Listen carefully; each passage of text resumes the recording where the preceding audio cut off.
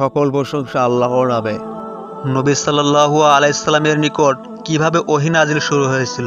আয়েশা রাদিয়াল্লাহু তাআলা আনহা হতে বর্ণিত, তিনি বলেন, সর্বপ্রথম নিদ্রায় সত্য স্বপ্নের মাধ্যমে রাসূল সাল্লাল্লাহু আলাইহি সাল্লামের উপর ওহী নাজিল শুরু হয়।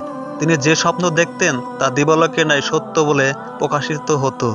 এক পর্যায়ে তার কাছে নির্জনের সময় কাটানো প্রিয় হতে লাগলো।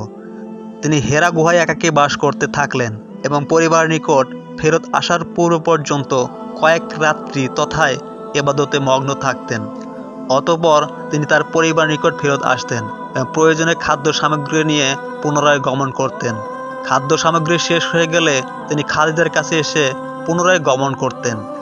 হেরা গুহা থাকা অবস্থায় তার নিকট ওহী নিয়ে জিবরাইল ফেরেশতা আগমন করেন। ফেরেশতা নবী সাল্লাল্লাহু আলাইহি সাল্লামকে বললেন, আপনি পড়ুন। উত্তরে তিনি বলেন, আমি তো পড়তে জানি না। নবী সাল্লাল্লাহু আলাইহি সাল্লাম বললেন, জিবরাইল ফেরেশতা তখন আমাকে এমনভাবে জড়িয়ে ধরলেন যাতে আমার খুব কষ্ট অনুভব হলো। অতঃপর তিনি আমাকে ছেড়ে দিয়ে পুনরায় বললেন, পড়ুন। উত্তরে আমি বললাম, আমি তো পড়তে জানি না।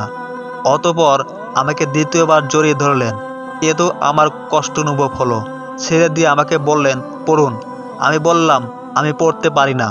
রাসূল সাল্লাল্লাহু আলাইহি সাল্লাম বলেন, এবার তিনি আমাকে ছেড়ে দিয়ে বললেন, আপনার রবের নামে পড়ুন, যিনি সৃষ্টি করেছেন, যিনি মানুষকে জুমার রক্ত থেকে সৃষ্টি করেছেন। পড়ুন, আপনার রব সবচেয়ে বেশি সম্মানিত। রাসূল সাল্লাল্লাহু আলাইহি সাল্লাম এই আয়াতগুলো নিয়ে বাড়ি ফিরলেন। তার হৃদয় তখন ভয়ে কাঁপছিল।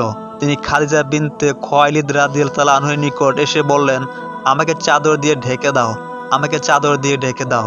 তিনি তাকে চাদর দিয়ে ঢেকে দিলেন। পরে ভয় কেটে গেলে তিনি খাদিজা রাদিয়াল্লাহু তাআলা আনহার নিকট সমস্ত ঘটনা বললেন।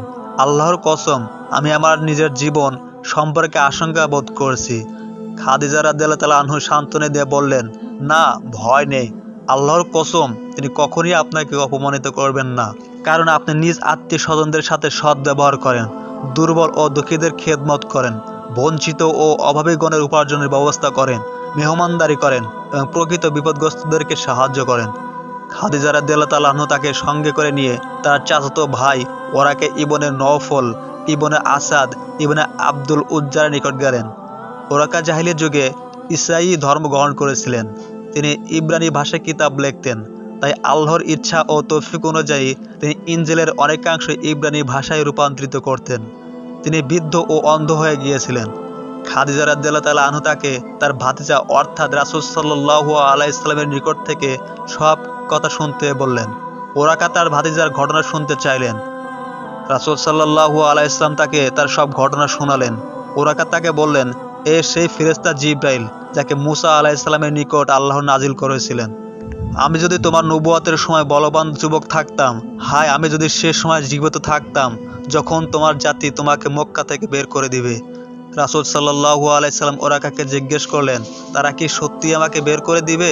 তিনি বললেন, হ্যাঁ, তুমি যা নিয়ে এসেছো তদ্রূপ কোনো কিছু নিয়ে যে ব্যক্তি এসেছে তার সাথে শত্রুতা করা হয়েছে। আমি তোমার যুগে বেঁচে থাকলে তোমাকে যথাসাধ্য সাহায্য করব। কিছুদিন পর ওরাকে ইন্তেকাল করলেন এবং ওহী নাজিল কিছুদিন পর্যন্ত স্থগিত রইল।